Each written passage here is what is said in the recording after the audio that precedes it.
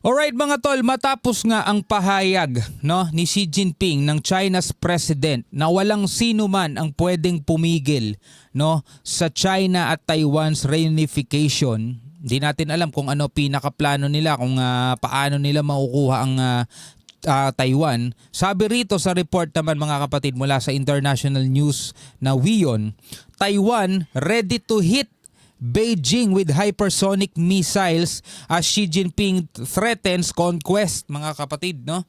Yan, di natin to sinabi Ayan binasa lamang natin yan. Taiwan ready to hit Beijing with hypersonic missiles as Xi Jinping threatens conquest, mga kapatid, no? Ready na daw ang Taiwan na patamaan ng Beijing ng kanilang hypersonic missiles, mga kapatid. Nako, simula na talaga to ng gulo. Anyway, bago natin to simulan, huwag mong kalimutan mag-subscribe. Click mo na rin ang notification bell para ma-notify ka whenever na may mga bago tayong reaction video tulad nito. Mga tol, kailangan natin paghandaan itong nalalapit, mga kapatid. Sana huwag matuloy, pero nalalapit to. Hindi natin alam kung kailan magaganap. So panoorin natin to. Our top story tonight on Gravitas is about Taiwan and China. Taiwan now has hypersonic missiles that can strike China's capital, Beijing. Napakalapit lang nila Capable of causing utter devastation. A day ago, the Chinese President Xi Jinping said that no one can stop China's unification with Taiwan.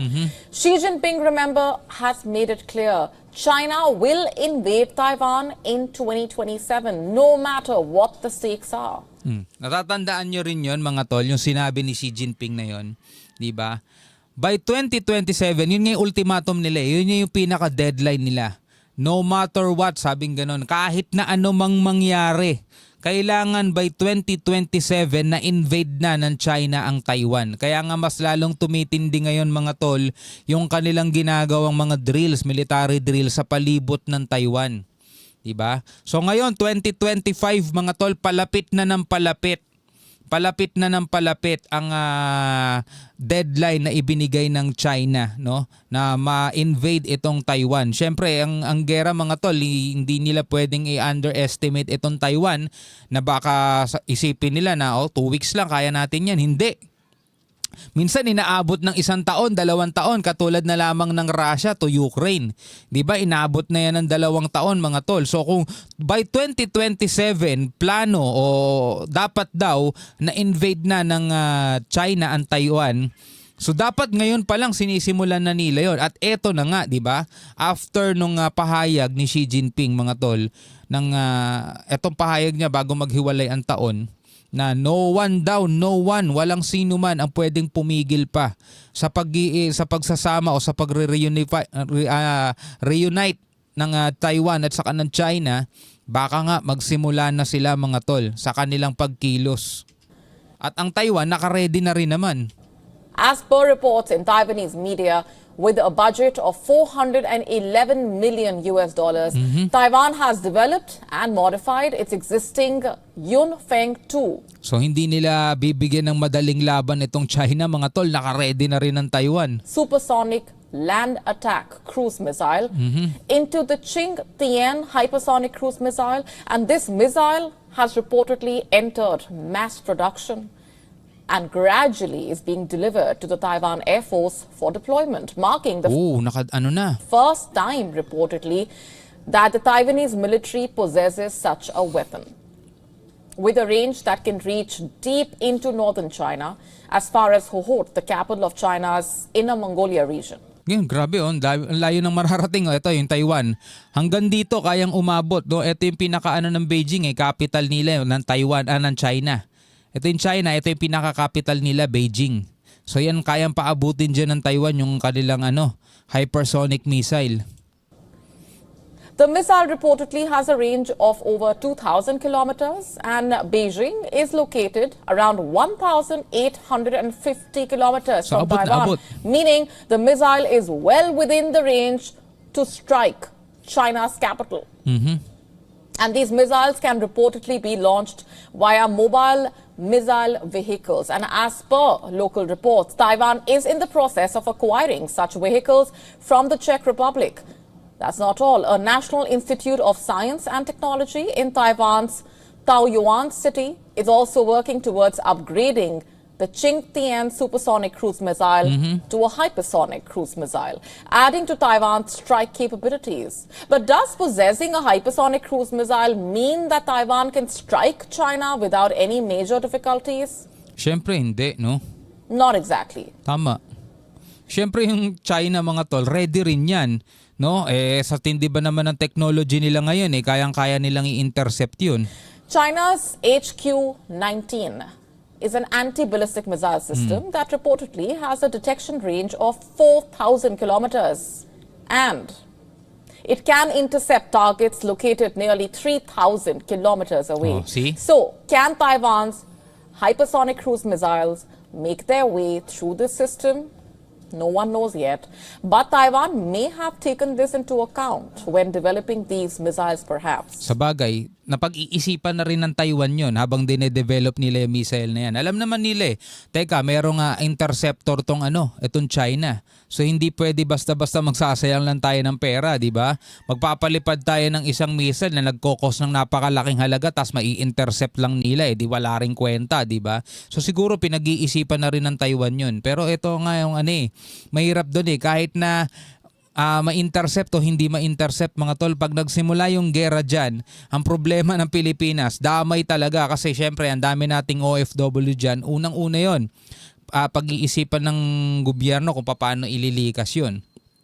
Tapos isa pa, mga tol, yung US posibleng makisali, makialam, 'di ba? Tapos pwedeng maging target ng China is yung mga base militar na nandirito sa atin, mga tol, para alam mo yon, yung mabilis na responde ng US mapigilan nila kasi nga lahat ng nakakalat na base ng US sa paligid yun na muna tatargetin nila. Yun yung kinakatakot din ng ibang mga politiko rito sa atin Who knows? Let's just play out for you this excerpt from China's President Xi Jinping's address to the nation. Listen to this. The people on both sides of the Taiwan Strait are one family. No one can sever our family bonds, and no one can stop the historical trend of national reunification. You heard that. The Chinese leader has laid down a clear warning to 23 million Taiwanese. 23 million Taiwanese. Wala pa sila sa kalahati, wala pa sila sa kuko ng populasyon mga tol ng China. And how has Taiwan reacted to this? The Taiwan president at the New Year's Day press conference in Taipei said the country must be prepared for danger and boost its defense spending. So, naghahanda na rin sila. Being friends with the world through democracy is a way to ensure stability and peace. The safer Taiwan is, the safer the world will be. The stronger Taiwan is, the more solid the world's democratic defense line will be. Democracies should unite to jointly resolve the Russia-Ukraine war and conflicts between Israel and Gaza and safeguard the security of Taiwan Strait and the Indo-Pacific. 共同维护台海稳定和印太安全。 Bila ko naalala yung plano dati ni Marcos, no? Marcos Sr., mga tol. Yung planong reunification din ng Pilipinas at saka ng Sabah. Diba? Kaso hindi natuloy Kasi binulgar ni Ninoy Aquino yung plano mga tol Yun ang sabi yun ang usapan, yun ang sabi, kaya hindi natuloy. The Taiwanese president's comments could not come at a more crucial time, not just due to Xi Jinping's comments, but also due to the fact that throughout 2024, Beijing stepped up military pressure near Taiwan, sending warships and planes almost daily into the waters and the airspace around the island. Yeah. What the Taiwanese officials termed as an effort by China to quote-unquote normalize its military presence. So the question is, how will China react to Taiwan's hypersonic cruise missiles?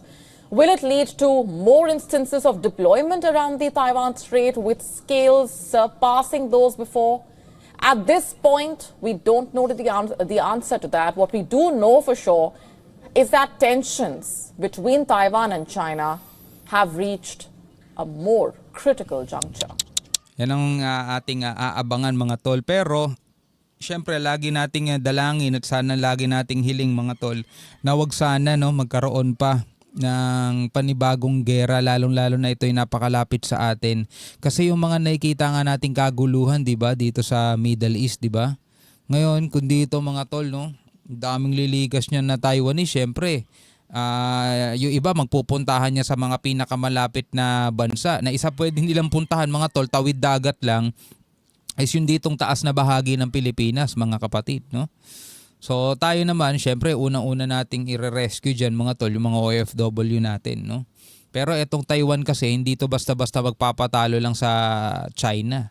Kahit na alam naman nating higante masyado tong bansang to laban sa isang napakaliit na isla, pero magagawa ba ng China, no? Magagawa ba ng China na bombahin yung kanilang mga sinasabi nilang we are came from same family, 'di ba? Itong both side, Chinese at saka Taiwanese, 'di ba? Iisa lang daw ang lahi, magagawa ba nilang tirahin lahat yung mga yan at pag kikitilin aanhin nila yung isla, 'di ba? So yun ang tanong dyan. Anyway, bilang isang Pilipino, ano masasabi mo dyan? Comment ka na lamang sa ibaba. Hanggang sa muli, ako nga pala si Shobaldi. Peace out.